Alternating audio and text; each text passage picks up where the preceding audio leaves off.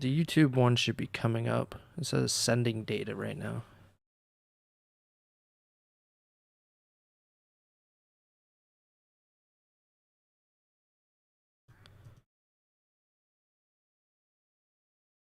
Here it is. All right. Test 1, 2, 3. Now, I'm not sure exactly what happened there, but like I changed the title in a different screen than usual, but maybe it just didn't go through at all.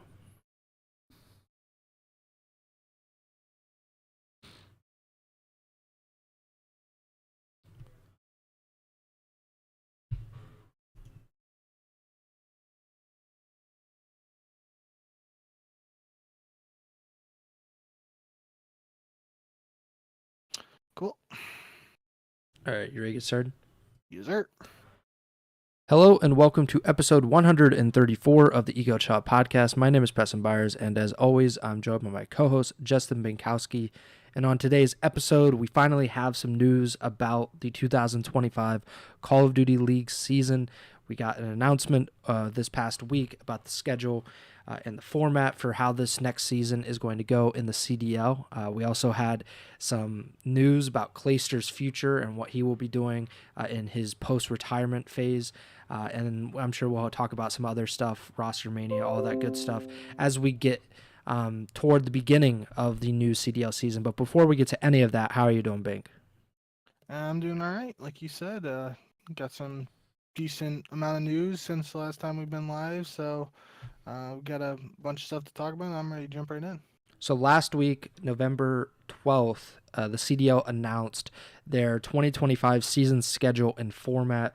There will be 4 majors for this upcoming season, starting with the online qualifiers for the first major, which start on December 6th. And then the first major will be at the very end of January, going into the beginning of February. And then there will be 3 more majors after that. And then obviously there will be champs, although they didn't really give too much details. Obviously, as the later they go in the season, they don't really talk about a lot. So we do know the locations, though, of the first 3 majors. The first major will be in Madrid, Spain. And it will be hosted by the Toronto Ultra, who own Mad Lions, which is a European. They're an LEC team, right? Or Yes. maybe and so they have kind of a foothold in Spain. Obviously, I think a lot of people will be excited to see Heretics and how the crowd responds to them, considering they are an all Spanish team. But the second major will be hosted by Optic in Dallas. The third major will be hosted by the aforementioned Heretics in Fort Lauderdale, which is near Miami, and then the fourth major will be in May, but the actual details for when and where have not been confirmed. On the graphic, it says land tournament details coming soon, so we'll find out exactly where that fourth major will be, which will be the final major of the 2025 season. Just on that note, on these we have the online qualifiers, we have the minor tournaments, we have majors. Just kind of a general sense, what do you make of this format for the 2025 season, Bank? Yeah, I feel like the minor tournament it's just gonna be like single elimination, one weekend online tournament sort of deal, and it feels like it might bring back a little bit of those vibes of the 2Ks, 5Ks. Obviously, it's gonna be a lot fewer teams than some of those 2Ks and 5Ks where there were like Yeah. thousands of teams, and Optic was playing against just a bunch of jimmies and winning 250 to nothing in hardpoint, and it was a waste of time really at the end of the day for some of those early rounds. But now it's like it feels like it's just gonna be 12 teams online, single elim over one weekend, and get some extra cash and CDL points. So it'll be interesting to see how that plays out. I thought it was interesting in the announcement that we did get confirmation that Champs is going to be in Toronto and hosted by Toronto. So Toronto is technically hosting 2 events this year. Based on the early reports we had earlier this year, some of the reports suggested the first major was going to be in Barcelona, but it's going to be in Madrid instead. And some of those reports suggested the fourth major is going to be in Chicago. And we did not get confirmation of where Major 4 will be at this time. If it is in Chicago, Be interesting to see if that's hosted by Optic or if it's hosted by the league, because let's just say Major Four is in Chicago and is hosted by Optic. That means there'll be 5 events this year, and 4 of them will be hosted by, 2 will be hosted by Toronto, 2 would be hosted by Optic. So Mm-hmm. like, not a ton of diversity there. Obviously, Optic does a really good job, as indicative of Champs last year, which is where Major 2 is taking place. So the league's trying to tap into that and repeat the success from the big end of season event last year that took place, and a bunch of people were really excited about that. Obviously, in part due to who ended up winning it all, and that has to play some fact. But outside of the actual results in game, it felt like there were a lot of people praising the environment and just what was going on at that event. So makes sense the league's trying to get back to that. But yeah, I mean, it feels like this is the earliest we have had a champs location announcement, I guess you can say. They're like you said, we don't know dates or anything like that. I don't believe they included that. If they did, I missed it. But um, yeah, it felt a little weird that we don't know Major Four, but we know champs. Usually, it's vice versa. Like you would expect them to announce all the majors and excuse me, and leave out champs for later in the season. But um, it looks like they're taking a different approach, and it could be because maybe Chicago isn't locked in. Maybe they're gonna see if another team wants to take a shot at hosting an event, and if they don't, then they'll go down that Chicago route. We'll have to wait and see how that all plays out. But yeah, it's full go now for 2025 season. We got some details. We know what to expect, and um, I guess it's not fully full go because we really still only have 11 teams, but we did get some. I thought it was interesting in the announcement that Daniel, the GM for the COD League, announced that 3 new teams are entering the league, and one of the teams we mentioned C9, and he mentioned the Vegas Falcons coming in to replace the Legion, but then he mentioned G2, and this being G2's first full season as the Minnesota Rocker. Um, Not really sure like what that officially means or anything like that, because we heard about the merger and everything last year. So does that mean that G2 wasn't technically involved at all last year? Um, Interesting if we'll ever learn more about that. But the biggest thing is that they say those 3 new teams. We have no idea what's going on with LAG or Gentlemates, which has been the heavily rumored um, last team for this upcoming season, and we have no confirmation of that yet. So I thought that was a little strange that we don't exactly know what's going on there, but I guess we do have some time before December 6th. Oh man, there was also one thing that I thought was interesting. So in that video, they talked about the esports calendar. So they talked about the game launch, it being October, November, basically, is dedicated to just players getting used to Black Ops 6. And then starting in December, the Call of Duty League officially begins with the online qualifiers.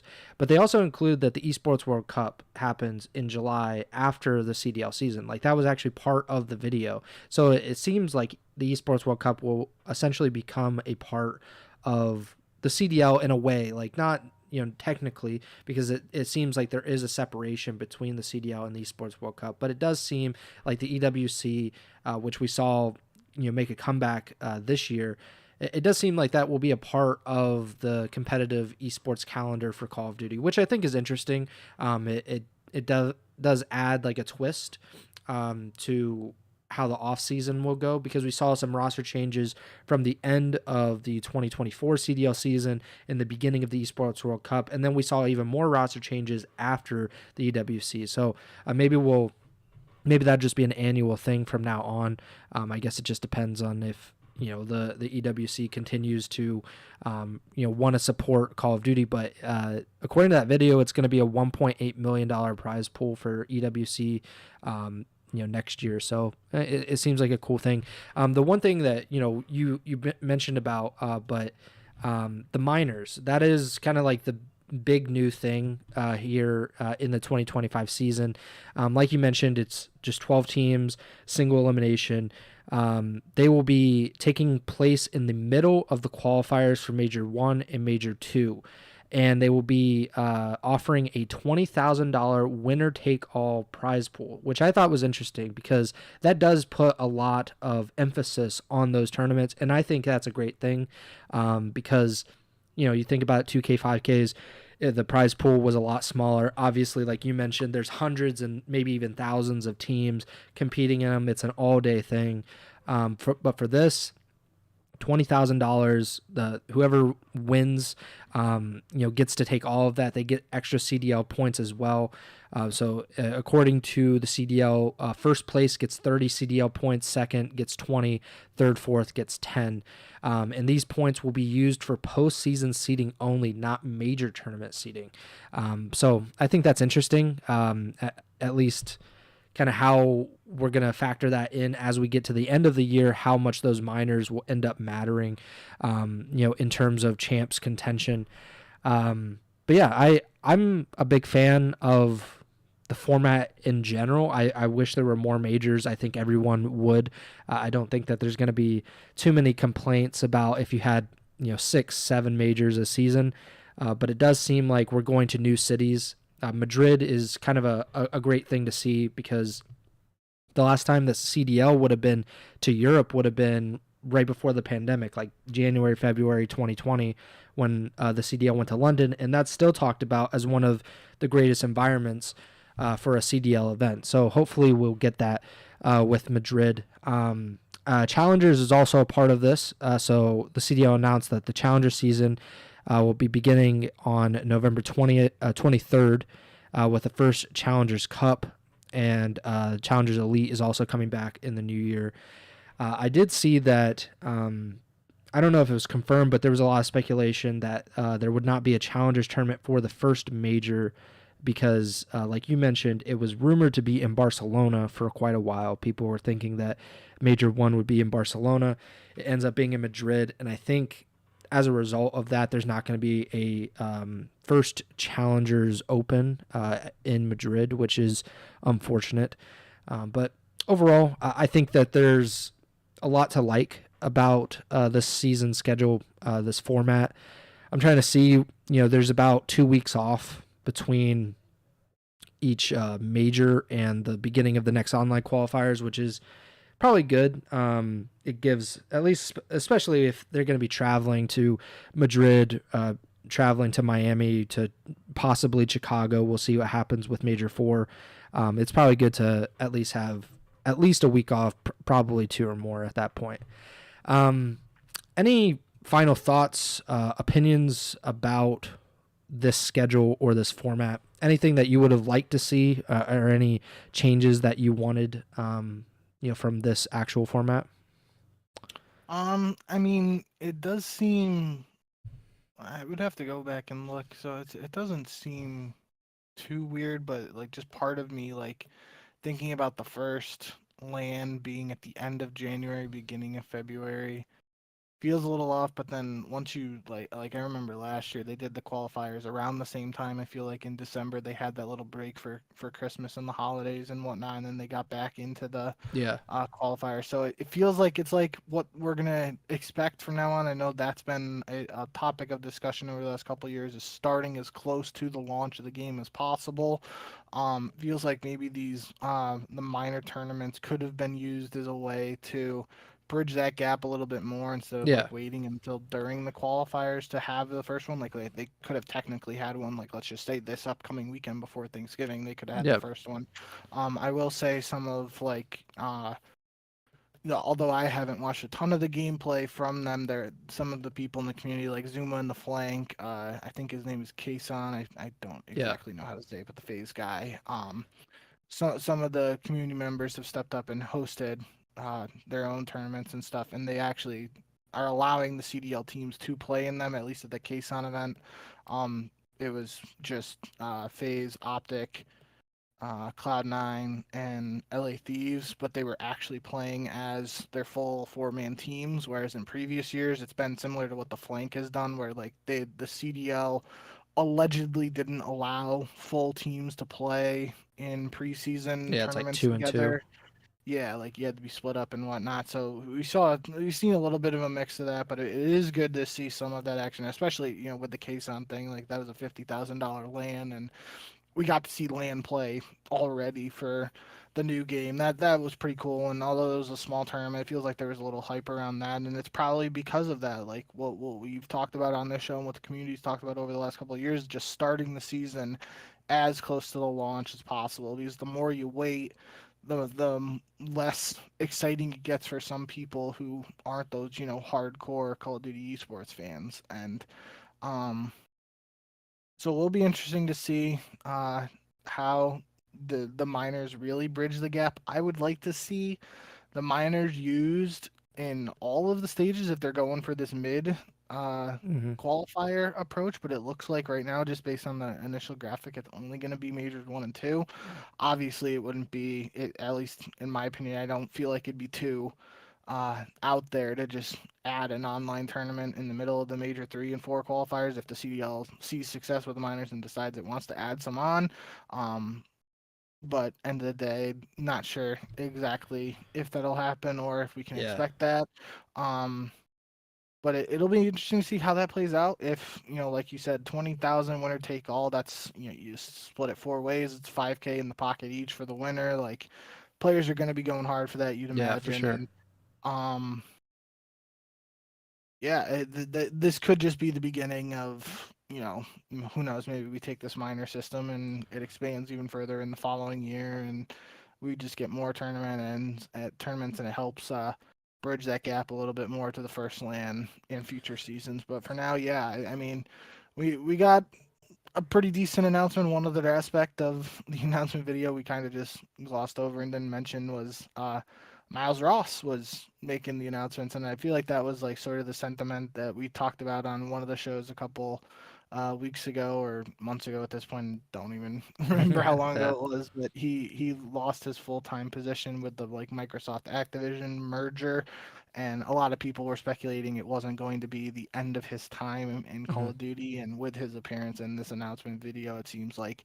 logically the CDL made a move that a lot of the community would agree with, and signed him to some type of contract to get him on the broadcast for this season and hopefully many seasons to come as long as the CDL is around, because I think the dude's hilarious and does a great job on the broadcast. So good to see him involved in this announcement video, and looking forward to him being on the broadcast for the season as well, seemingly. Yeah, definitely glad to have Miles back. And one thing that I was thinking about when you're talking about the minors and how there isn't a minor, at least at this point, maybe at later on the CDL decides to announce it, but tentatively, it looks like there's not going to be a minor tournament for before Major 3 or before Major 4.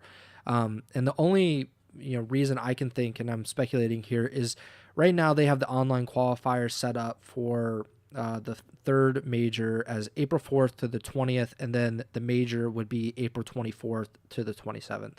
I'm assuming that it's just, and then the same thing for Major 4. Of course, we don't know when exactly the Major 4 will be, but they have the online qualifiers set up as May 2nd to the 18th. Maybe it's simply a logistical issue Yeah. where they're like, we can only book the third major in Fort Lauderdale on April 24th. So, we have to kind of condense our qualifiers. We can't, if you look at Major 1 and Major 2, Major 1 kind of being a difference because there is that winter break. But Major 2, it's over more than a month span, the online qualifiers, because they put the minor in between. And there is even, or excuse me, but that's probably the biggest difference is just we couldn't book Fort Lauderdale for when we wanted to. If we did the minor, same thing. Maybe they already have like something lined up with Chicago, so that they're just kind of covering their bases, I guess, to make sure that they can have that LAN tournament when they want.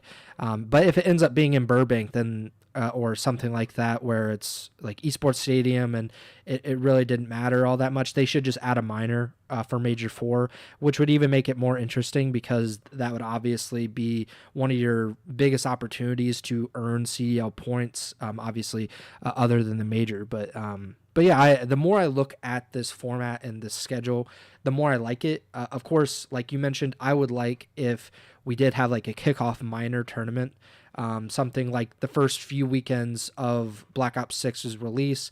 And I've said this before, I think if you're going to be serious about competitive Call of Duty and it fitting into just Call of Duty's like overall mission, I guess, then the pros should be getting the game like weeks before, and we could have a tournament the week or the weekend that COD is released, or the weekend after, or something where you have a big event where those guys can kind of show what they have. And maybe you don't want to give CDL points necessarily for that kickoff event, but you could still put $20,000 on the line and it still be an online tournament. You don't have to, book at a venue or anything. Like, I think that would be something where people could get hyped up about a $20,000 tournament the first time you see these rosters in action. And then you probably get some roster changes actually after that, just because teams would be like, oh, this team sucks. Like, let's change something. But I mean, you don't even have to do a $20,000 tournament, and it could be a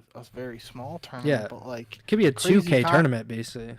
Just crazy concept here. Even if you don't get the players the games early, like, people still want to watch these guys play the game because they play at the highest level. There was a clip that I was seeing on Twitter yesterday. Rule sent me, shout out Rule, of Shotzi and Pred like doing a 1v1 on Nuketown, and Shotzi was just going nuts with a knife and the tomahawk, and like, that stuff's banned from the CDL place, so you wouldn't see it in a tournament. But like, Shotzi's doing some pretty wild stuff with the Omni movement and whatnot, and that's gonna hype up people, and crazy concept here. But if we got this, well, let's just say they had an online tournament the weekend after Call of Duty drops, where the most people are probably playing Call of Duty they will ever be playing in the year. You can, at the main menu, like, do some type of window or whatever to broadcast said tournament and just have the tournament there. And there are people on Call of Duty that launch weekend. They might not want to be watching Call of Duty because they want to play the game, but I feel like there's a better chance of them finding that tournament if it's like actually there available in some type of menu or whatnot than, just not having it there and not having a tournament on that launch weekend and capitalizing on what I would have to believe is the period where the most people are playing Call of Duty. It might be close with, I mean, it's not as big of a deal now, but obviously in previous years you had the whole Christmas noob things where younger kids were getting the game for Christmas and the holidays, and that time period might rival the actual launch, but I feel like it's pretty safe to feel that the biggest player numbers come at launch, and then obviously you have your season launches and stuff. There's probably little spikes there where players return to see the new stuff added in the new seasons and whatnot. And just like it doesn't have to be a full-blown LAN. Obviously that'd be cool. It doesn't even have to be the players getting the game early somehow. Like, midnight, the kickoff tournaments are cool. I really didn't watch that many this year as opposed to years past, but like, if there was some way we just get like guys like Shotzi and Celium and Simpin and Beezy and all these stars we have in the league playing in a tournament right at launch, where technically if they don't get the game early, everybody's on the same playing field, right? Like, they know the same amount about the game. Like, it would be people trying out different guns, like, oh, somebody spawns in with this one AR and it sucks, and then they got to switch to another. Like, I just feel like there's so many cool opportunities there that could be capitalized, and it hasn't reached that point yet. But this minor system does feel like it could eventually bridge the gap, and who knows, maybe we'll get to that point someday. But yeah, I kind of went on a little tangent there, but I think it's a really great idea because you can extend the minor system.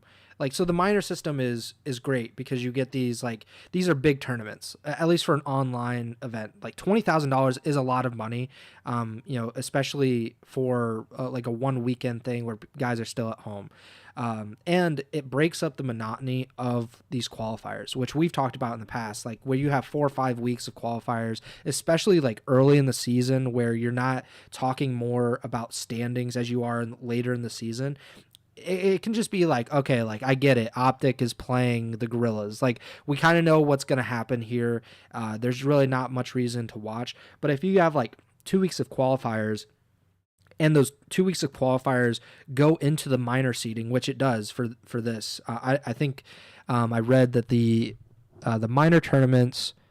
Yeah, so these tournaments will be seeded by CDL standings at specific points in the season. So let's say you lose those first 2 weeks of qualifiers, you go like 0-3 in those 2 weeks, and then your seeding essentially gets worse as you get into the minor. You know, you're now 9th in seeding, and you have to play a much harder opponent than if you had gone 1 and 2, you might have been 6th or something. And I think that just helps kind of move the season along a lot better than it has been in years past. But you can extend this kind of stuff. That's why I don't think lands necessarily are the most important.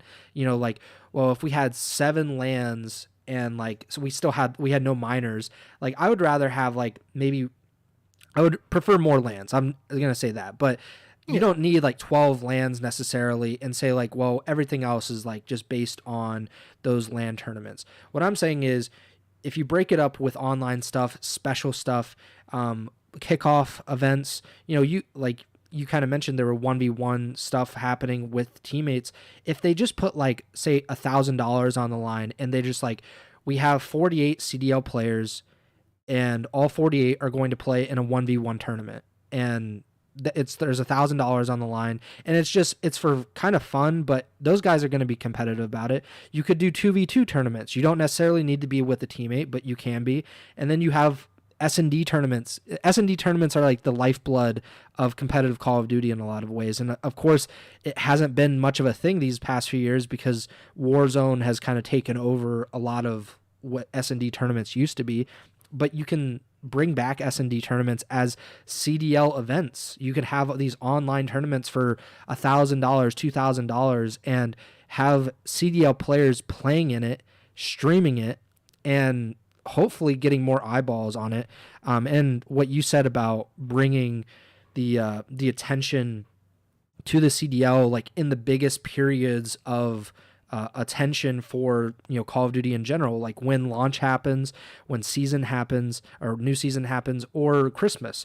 Those are the biggest times that Call of Duty is going to be for the entire life cycle. So put the stream, put a little notification, like you can watch Shotzi play a 2v2 tournament or something, because that's how I found competitive Call of Duty. Was Champs was on the Xbox home screen.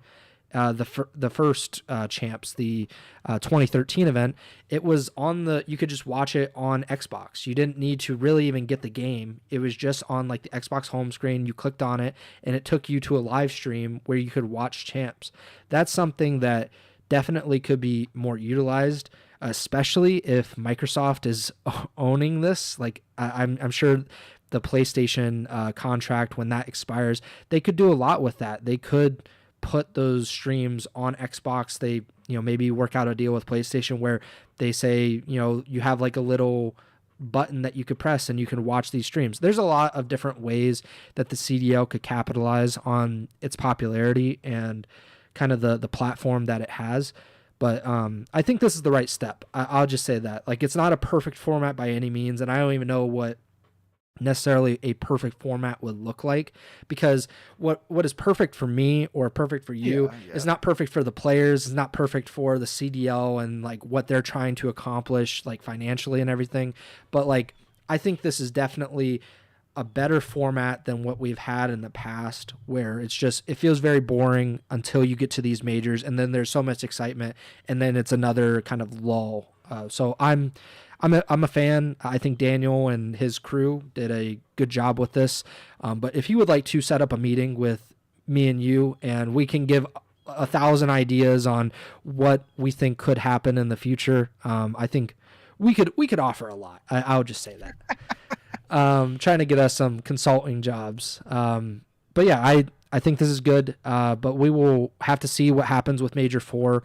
I think that'll be a big thing. If it's in Chicago, I'll be, really psyched up about that, to be honest, because we haven't had I don't even know when the last Call of Duty event, like major Call of Duty event, would have been. Like, The only one I can Chicago. remember, I can remember is UMG Chicago, and that was like 13 years ago, or something close to that.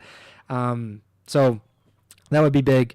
Hopefully it is not in Burbank or in Columbus or wherever they stick it. But happy to see this stuff kind of come out. Roster Mania stuff. So we have some confirmation about some of the rosters, some of the coaching staffs that are happening, some movement in terms of coaches. So this was October 31st. Obviously, it's like a lifetime ago now because we've been off for the last few weeks. But Vancouver, the Surge announced their roster: Abuza, 04, Hixie, and Nasty. Any thoughts on that roster in particular? Obviously, some of those guys coming back to the CDL. Excited for Hixie, especially. Obviously he had that big high of the Toronto Ultra, major win, but didn't really get a ton of opportunities after that. And obviously, those other guys have been in the CDL off and on for the last year or two. Yeah, it feels like that's the main element of this roster that sticks out is Hixie returning to CDL, getting another opportunity. Feels like this is a big chance for him. Obviously it is, since he was in Challengers and coming back to CDL, but it's really his opportunity to prove that he belongs and show that, winning that first event with Toronto, getting champs finals with Toronto, he was a key contributor to it and showing that he belongs and deserves to stick in the CDL and not just be like another, like, he's back in the CDL now and he'll be back in Challengers next year if this Vancouver team stinks, something like that. So, for me, like, it's just really a question of who's going to step up and be the superstar on this team. And obviously it feels like the easy answer is Abuza. Yeah. He really started to perform better as the season went on last year. Obviously it was his rookie year. He started the season out on a sub, and once he fully transitioned to that main AR role that we heard about him dominating Challengers with in the years prior, it really feels like he just went on a skyward trajectory there and just started playing really well. So feels like some extra pressure will be on him to continue to play that and continue to improve at the same time. And just if this team's gonna be successful, he's gonna have to just pop off, it feels like. But at the same time, it's just a lot of these guys like Nasty, Hixie are known for doing the dirty work on other teams, and even 04 to some extent last year. Like, he had some moments where he went on some streaks and stuff. But it felt like, this is going to be a team that's relying a lot on teamwork and how they work together on the map, and as opposed to some of these other teams in previous years where it's like, you got that one superstar who goes off, he goes off, you got a chance to win. If he doesn't, you're just losing. So it will be interesting to see how this works out for the Surge. I definitely think pressure will be on Abuza and 04 to some extent, as the holdovers from last year to really step up and perform very well if this team wants to be successful. And we'll keep an eye on Hixie to see if he's able to prove that he belongs in the league going forward. Oh, that's interesting. Like, obviously we had kind of figured this out based on the rumors, but Hook and Brezzy now not a part of this roster, and they neither one have been picked up as far as I have seen. Although Hook has been getting a lot of buzz for how he's kind of played online, so we'll see. Like, he's one of the most interesting players I think in probably Call of Duty history, with just like how things have gone over the last 4 years. Like, 4 years ago he was a Call of Duty League champion, and since then it's just been kind of he hasn't been able to stick somewhere where it is felt like solid. I think Optic at one point it felt good, and then they finished the season on such a low that I think it was just kind of destined to kind of fall apart for him. Seattle was up and down last year, so it's hard to place blame any particular place, and obviously they had the Illy situation, so like that's a just a weird place to be in general. But I think he's going to get another chance. I think the potential or the idea of Hook is really really good, and in Brezzy we'll see what happens.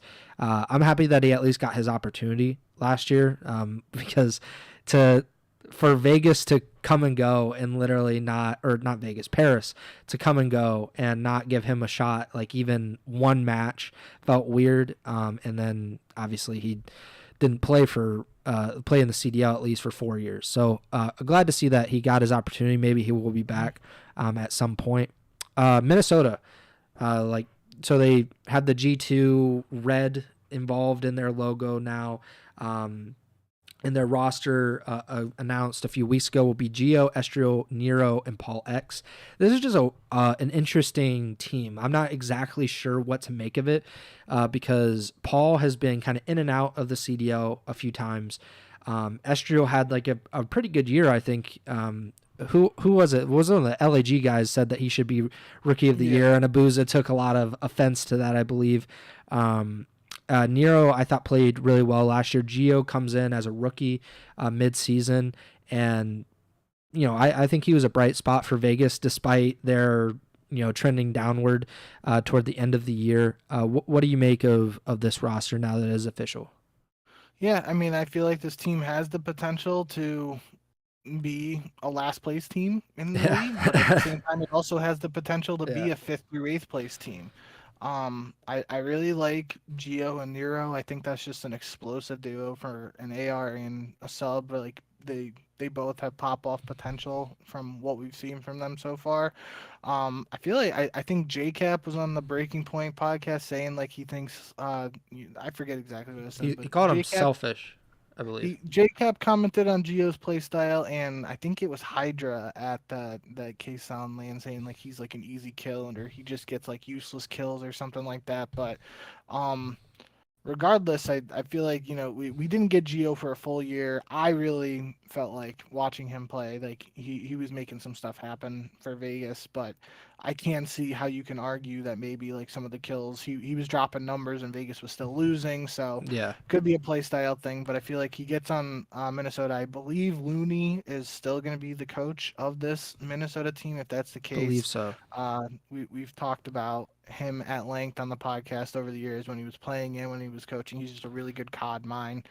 He could be the type of person that kind of like teaches Gio some of these more fundamentals, and if he's able to continue to develop while still showing that just supreme gunny that we really saw towards the end of last year, he can be a really good player. I feel like we'll just have to wait and see. But I like Nero and I like Gio, just two guys that we don't know what the number is for this year. Obviously, I'm going to say like you could expect them to drop 40 kills, but who knows? Maybe this is a game where like 20 kills is a lot or 30 kills is a lot. But it feels like both those guys have the potential to be at the top of the leaderboard for kills at the end of a game if they play well. So this is, like I said, a team that could go either way, really be either middle of the pack or missing out on champs. But if they get their teamwork down and figure some stuff out early on, I do think they have some potential. Yeah, I think you're right in that the floor I would say is really low just because it's so unknown like what some of these guys are as like in terms of finished products. But the ceiling would seem pretty high as well. There does seem to be a lot of natural talent with this kind of team. So what JCap said, he said this on Dope Check, the Breaking Point podcast with Zero and Ace. He said Gio might have it in him. Right now he's not there yet. Or he's not there. Most players start off naturally selfish. So I think he gave him an out as like he's young. It's this was the first time that he had been in the CDL, and he kind of looks for his own kills, which I think is probably it seems like a pretty natural and common criticism among young players, especially when you're trying to prove that you're good enough to just stay in the CDL. You might be looking to drop a little bit higher numbers, because I think that is probably a good recipe for at least getting one more shot. Is like, oh man, look at how many, look at his KD. And I think even players look at that and say, well, like he drops kills, maybe we could use him. So hopefully, and he's really young, so I think there's always the chance that he'll develop into a better, more well-rounded player, just like a lot of players do. So that's an interesting roster. In terms of a coaching staff now, Cloud9, which made a pretty big change in the off season. Obviously Hydra goes out, but their coaching staff will look a little bit different this year as well. Tupac, who was with FaZe for the last 3 seasons, I believe. He came in like mid-season with FaZe as like an S&D coach, kind of teaching them how to play after they were on like a really bad losing streak.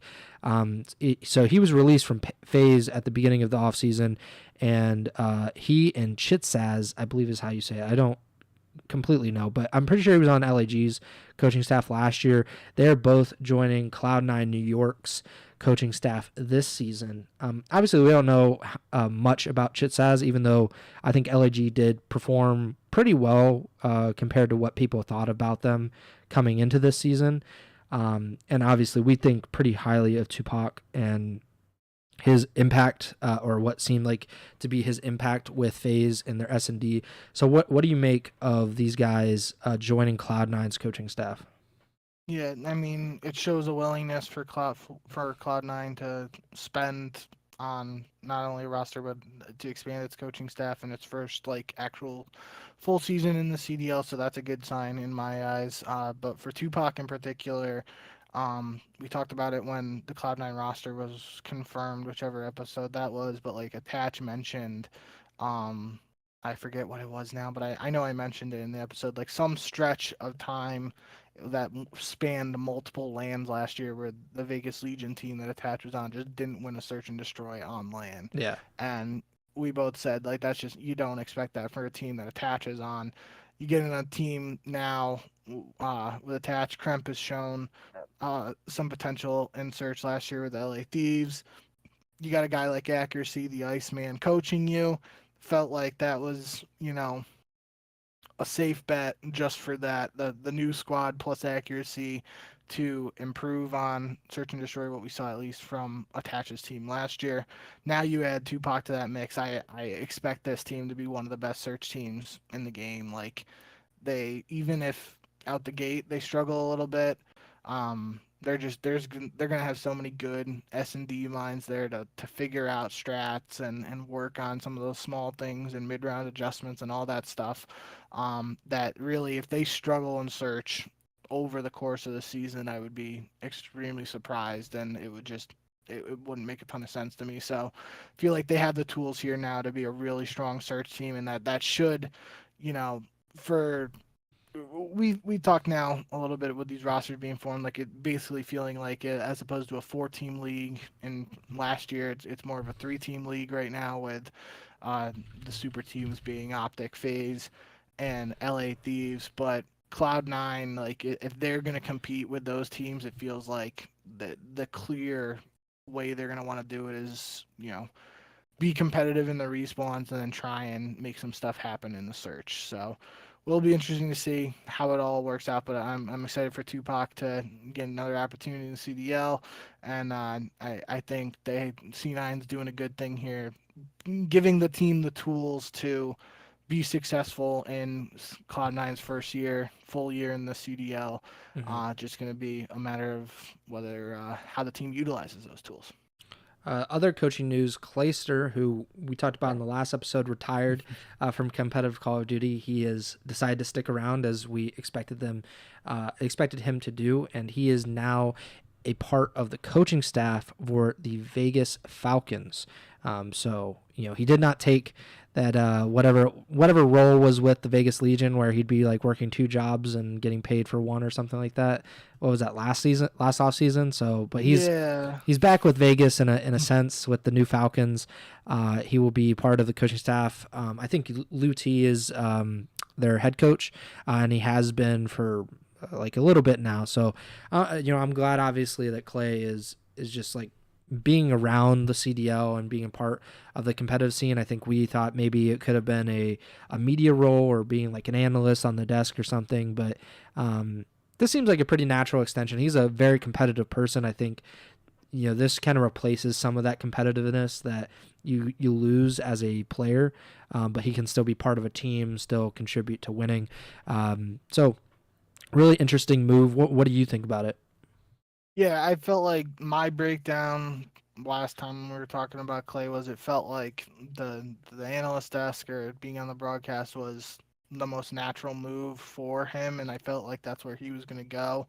But I know I mentioned coaching as a potential route, and even like if he wanted to be an owner or something like that of a team, like I wouldn't be surprised if he went down that route as well. But it is interesting to me that he's joining a coaching staff. Like you said, it's important to note he's not going to be the head coach because they already have a head coach.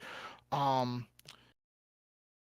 the one idea that's kind of circling in my head around this whole thing is this sets it up if this um all Arab team fails in this first year, the organization would have the potential tools to move on in a sense of installing Clay as the head coach and then spending a ton of money on an NA roster led by Clayster. Hmm. Feels like that like a potential route or potential option by signing Clay to a coaching deal. Now that could just be complete bogus because we don't know like how long Clay's signed on for or anything like that.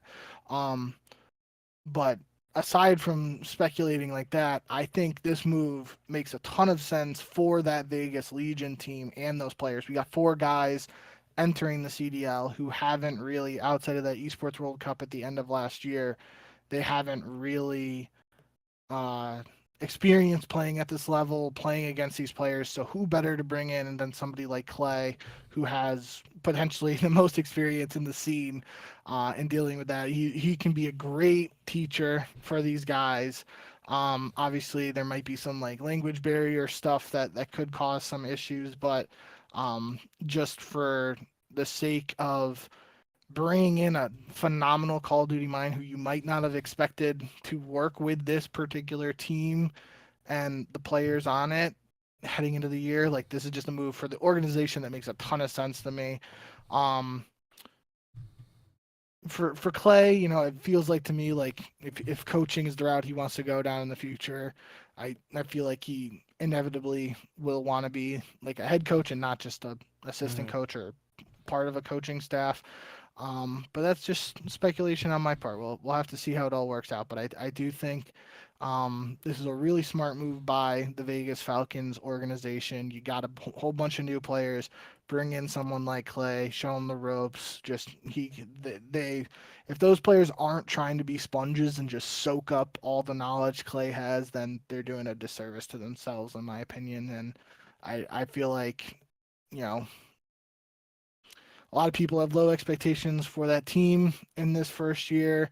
That could be frustrating for Clay, but Clay is, at the same time has had some disappointing years over the last couple years of his career as well. So could be an opportunity for him to get his feet wet in the coaching Hmm. scene Yeah. and see how he likes that and then go from there. Yeah, I think that's really the biggest thing here is that he's not jumping completely into it where he's a head coach or he's like a GM where he's kind of building this team and he's responsible for everything.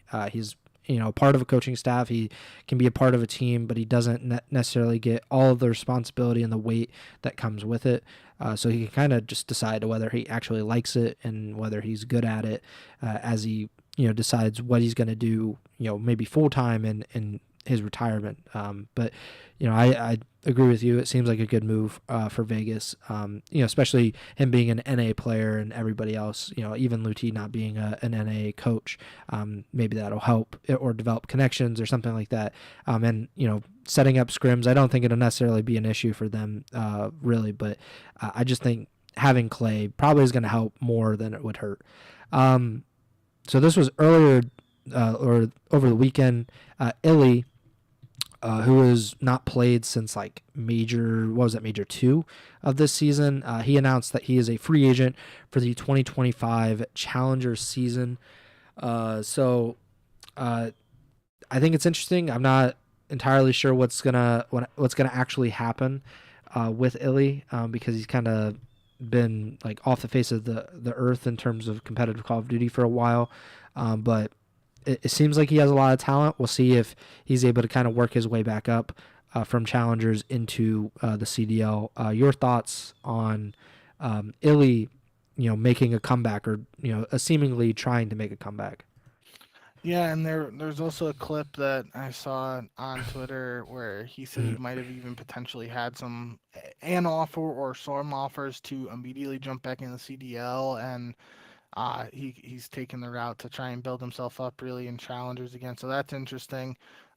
It's just good to see him back in any capacity. I mean, I look at my following channels right now on Twitch while we're live. He's live with 1.5K viewers. Like it's good to see him back. Hopefully, he's doing well personally, mentally, all that stuff. And um, he's a really talented player. It'd be interesting to see how he does down in the challengers pit. But he's that guy who he's really competitive. He just likes playing the game when he's going right and doing what he loves. So he's someone that you don't look at him as a prospect anymore or anything like that, but he could be like that guy who takes a couple younger kids under his wing and just goes on a run in challengers. That'd be really cool to see. Be an interesting storyline to see how he performs, and if he does, if he was getting offers without even performing in challengers, maybe he could be a mid-season pickup or some sort of deal. I don't know. We'll have to see how it all shakes out. But in any capacity, it's good to see him back streaming, playing again, and doing what he loves. Yeah, I think there will. He's definitely one of those players that there will be legitimate interest from teams, especially if things aren't working out early in the season, and there will just be kind of I don't know, maybe even a public push, be just give Ilya a chance. Maybe he can turn this team around or something like that. And Ilya definitely has quite a bit of fans. He's pretty popular. He's obviously a former world champion, so he has kind of the credentials that you would expect to be in the CDL. Obviously, he just needs to work some of these things out. And if he kind of works his way back up, I don't think that there will be much pushback, or I don't think that there will be a lot of teams that will be we don't want to give Ilya a chance. I think the talent, at least in the past few years, speaks for them. It speaks for itself, and he will eventually probably earn a place back in the CDL. Let's talk about the LAG thing, because we have teams or players that aren't a part of rosters currently. Kismet jumps out to me. He is not on a CDL roster currently, or confirmed to be on a CDL roster. But we also don't have one team that has really said anything about what's happening for this upcoming season. That is the Los Angeles Gorillas. We had assumed, or there had been reports, that Gentlemates, which is Gotaga's organization, would be replacing LAG as part of the CDL this season. LAG, very notably, has been kind of in turmoil for the last year and a half, I think is about the timeline, because they went through this entire past season kind of up in the air because they had layoffs, I believe, in 2023, and they had Arcides and Spart at the time, I believe, on 3-year contracts. They had signed them to 3-year deals before that season. Mid-season, layoffs happen, and there's a lot of questions about the viability of LAG and the parent organization, the Guard, which is just a complete mess. And it has really seemed like it's remained a complete mess. LAG was the only CDL team not to compete in the Esports World Cup this year, which is unfair to those players, in my opinion, even though some of the players ended up being on different teams, like Diamond Con, for example. But we haven't heard anything. You put in the notes that LAG haven't tweeted since, or posted on X, since July 23rd. It is November 18th. We are going on 4 months since the Gorillas have tweeted anything. Why do you think this is not happening? What do you think is going to happen? Because we do have players that are not part of CDL rosters that probably do deserve to be on a CDL roster. But if I was a potential CDL player, I don't know if I would sign a contract with the Gorillas, because I don't know how much that would even be worth. Because this team is not, it seems like it's just a paper organization at this point. There's nothing that we've heard good about it for the last year and a half. And who knows if they'll be around by the beginning of the season in December, or if they're going to go to the lands, So what do you think about all of this, and why we haven't heard anything about Gentlemates potentially joining the CDL? That's the biggest question for me, because all the reports, there were multiple reports over this offseason that several organizations were interested in the LAG spot. And we heard names like Fnatic, Team Liquid, I think Space Station Gaming. Mm-hmm.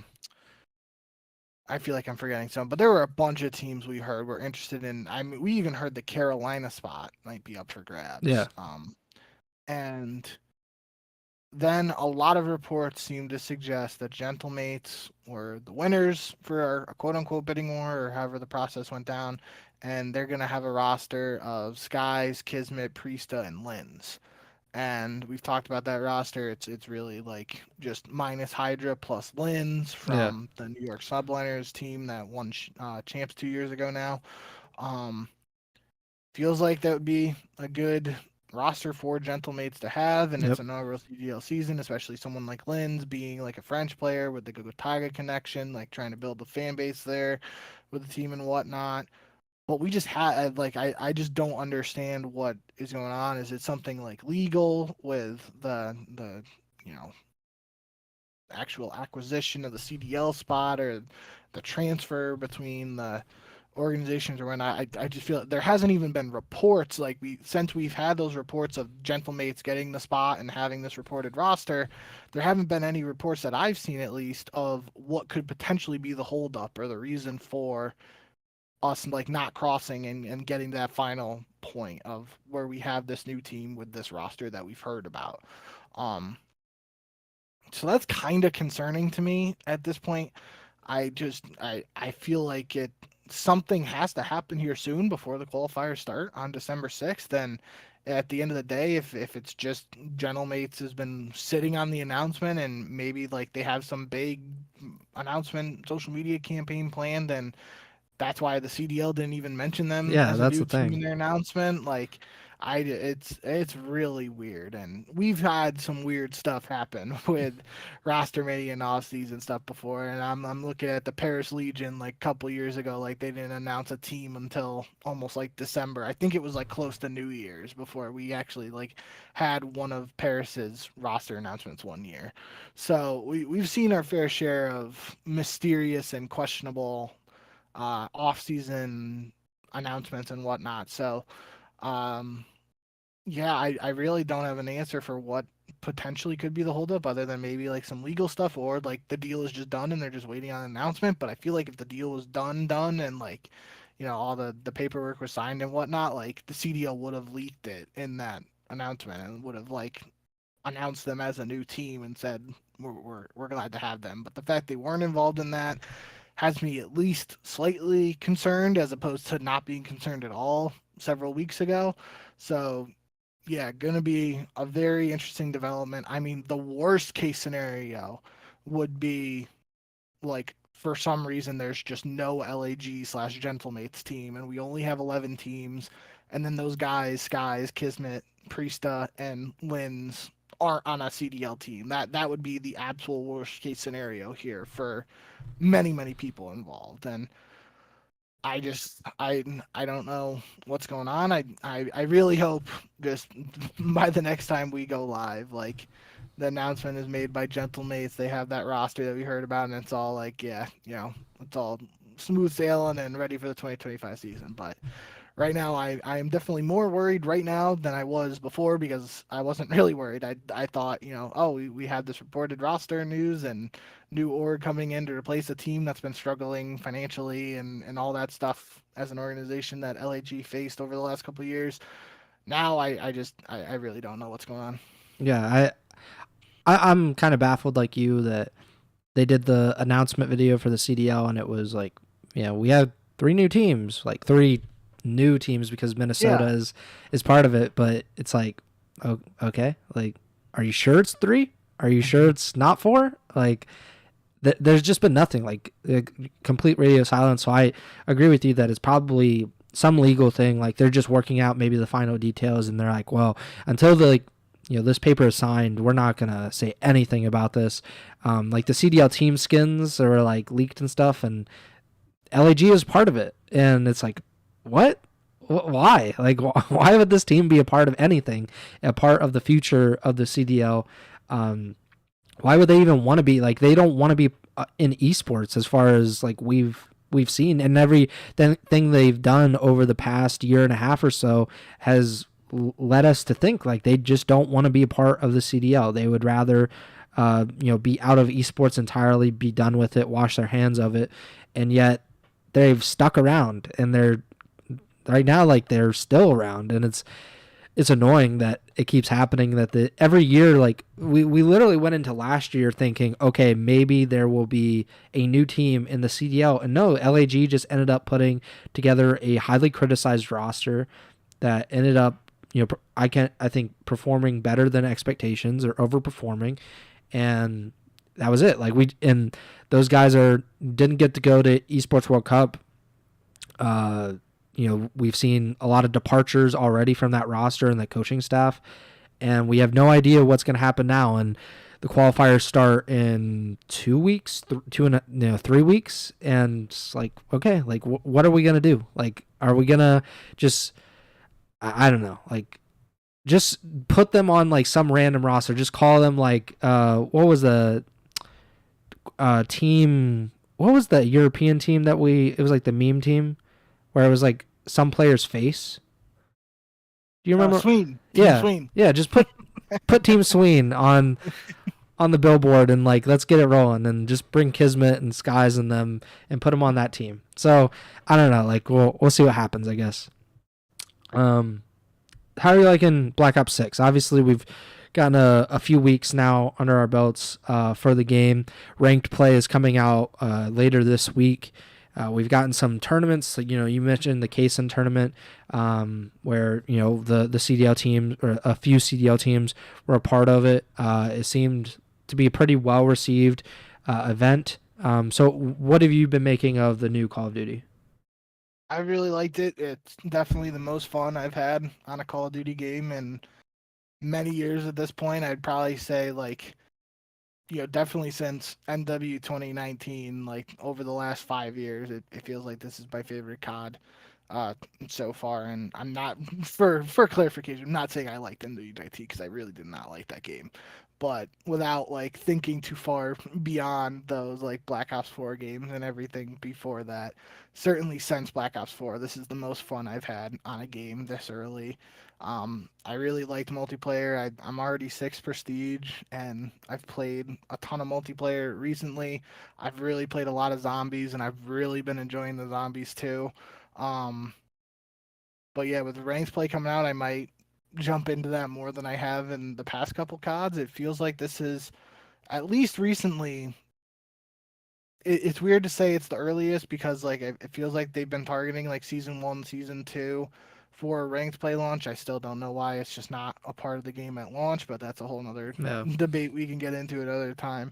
But it feels like timeline wise and in terms of just days or months and whatnot since launch, this might be the earliest we get a ranked play in the past couple of years, which is, it's getting closer to launch, I guess, so that technically is good. But I'm actually might give it a shot. I really haven't played a ton of ranked play, but now without game battles around, I really don't have anything to scratch that competitive itch, and this might be the year I jump into ranked play and whatnot. I'm not really sure how much I'll play of it, especially like I said, I've really been enjoying zombies, but who knows? Maybe once the CDL gets into full swing, I'm gonna be itching to play some comp stuff, and I'll dive into it there. I will say too that the one thing that was announced alongside this ranked play and the whole new season and whatnot is that Hacienda is going to be a mid-season 1 addition to Black Ops 6. I think it's interesting because obviously Hacienda was in Black Ops 4, which is a 5v5 game, so it'll be, we'll have to see how it plays in 4v4, but I feel like, especially some of the maps in this game at launch, like Hacienda is just immediately and noticeably better than some of the other options. And if it's instantly added to the CDL and competitive map pool, I wouldn't be surprised at all. So that'd be pretty exciting for me. I like that map. But again, the not being a 5v5 game and being 4v4, the last time we saw Hacienda comp was literally 2 extra players on the map. So that'll be interesting to see how that affects how the map plays in this game. But end of the day, I think that could be a very exciting addition to the map pool if it comes in. Yeah, I've seen a lot of complaints that the 3-lane maps are not really 3-lane maps in a lot Yeah. of ways, and I think Hacienda is probably like the clearest example of like an actual 3-lane map. Like obviously you have those hallways which can be a little tricky, but like Yeah. it's pretty straightforward. And I think maybe I don't know exactly if this game is faster than Black Ops 4, so maybe that could make up some of the difference of having too few people on the map, but we'll see. I think just in general, just bring back all of the good maps that we've had in the past, and then we could try it out. Like we can see which ones work and which ones don't, and decide for ourselves. But I guess we'll see. Any other stuff that you wanted to talk about? We're right about an hour or a little bit over, I think, right now. So, anything else? No, I think the only other thing I did see some people tweeting out stuff on the Breaking Point Fantasy League for Call of Duty, and it looked kind of cool the way um, some of the I saw like a lot of tweets of like 4 team leagues and like drafting every player. I don't know how much I like that, just because then there's no like really picking up players or that sort of thing, which you would do in uh, fantasy football or fantasy baseball. But it got me thinking we might have to do an Ego Chall league, and if we set it up right and maybe we do like an episode of us drafting and whatnot, that could be fun. So if anybody's looking for some fantasy COD stuff, I haven't looked too much into the Breaking Point um, fantasy, but obviously Breaking Point's a great resource and site for competitive COD stuff. And if you're a fantasy football player or just like fantasy sports, whatever the sport might be, and you like Call of Duty esports too, might be something to check out. So yeah, shout out Breaking Point, and maybe that's something we'll be able to do here and before the season gets started. Yeah, we did it a few years ago. Well, it was probably like 3 years ago now, but it wasn't Breaking Point. Yeah, I forget what site we were using, it's but like Draft Buff or something. yeah, something like that. And I thought it was fun. Like, there's some frustrations because the how many roster changes there can be in a CDL season versus like if you do a fantasy football league, you're expecting your quarterback to be on the roster for the entire season, or at least on a roster for the entire season, and that's not always the case with competitive COD. So we'll see how things go with that, and I think that should be fun.